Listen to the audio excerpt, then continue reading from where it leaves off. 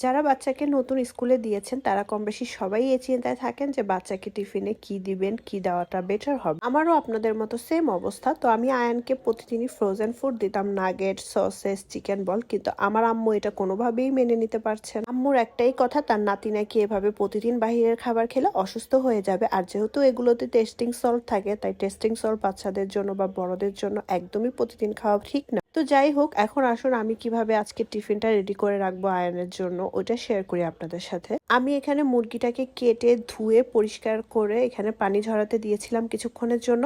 তারপর আদা রসুন থেকে শুরু করে রান্নার যত মশলা আছে সব দিয়ে নিয়েছি। শুধুমাত্র আমি এখানে হলুদটা স্কিপ করেছি, কারণ এটা দিলে একদমই কালারটা অন্যরকম হয়ে যাবে।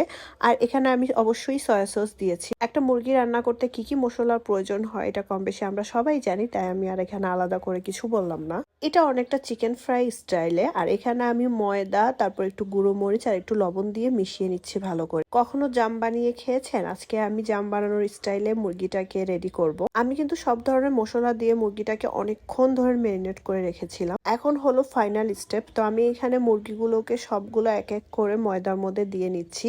আর মুরগিগুলো কিন্তু অবশ্যই একদমই ছোট করে পিস করতে হবে, বেশি বড় করা যাবে না। আমার সবগুলো মুরগি দেওয়া হয়ে গেছে। এখন আমি এখানে একটা উপরে প্লেট দিয়ে ছোট করে এটা ভালো করে ঝাঁকিয়ে নিব, তারপরে লুকটা দেখার জন্য অপেক্ষা করতে হবে। এটা ছিল চিকেনের ফাইনাল লুক। তো এই রেসিপিটা কিন্তু আমি সম্পূর্ণ আমার নিজের আইডিয়াতে করেছি। যেহেতু এভাবে চিকেন মেরিনেট করে ফ্রিজে রাখলে একদম বরফ হয়ে গেলে তা ছুটতে অনেক বেশি সময় নেয়। তাই আপনারা যদি চিকেনকে এভাবে মেরিনেট করে কভার করে রাখেন তাহলে আর এটা এত বেশি বরফ জমাট হবে না। এটা আপনারা আলাদা আলাদা করে রাখতে পারবেন। আমার যেহেতু খুব বেশি ঠান্ডা লেগেছে, তাই আমার কথা বুঝতে আপনাদের কম বেশি একটু সমস্যা হতেই পারে, তাই আগেই সরি বলে নিচ্ছি। এখন আমি চিকেনগুলোকে আলাদা আলাদা করে একটা প্লেটের মধ্যে সাজিয়ে নিব, তারপর এটা আমি ডিপে রেখে দিব। এভাবে করে যদি আপনারা চিকেনগুলোকে একটা বক্সে পরে ফ্রিজে রেখে দেন তাহলে একটা গায়ের সাথে একটা লেগে থাকবে না। আপনার যত পিস প্রয়োজন হবে তত পিস বের করে আপনি ভেজে বাচ্চাকে টিফিনে যে কোনো সময় দিতে পারবেন। চিকেনের টেস্ট কিন্তু একদমই চেঞ্জ হবে না। তো এই তো এটা আমি কিছুক্ষণ পরে ফ্রিজ থেকে বের করেছি আর এগুলো একদমই বরফ হয়ে গিয়েছে।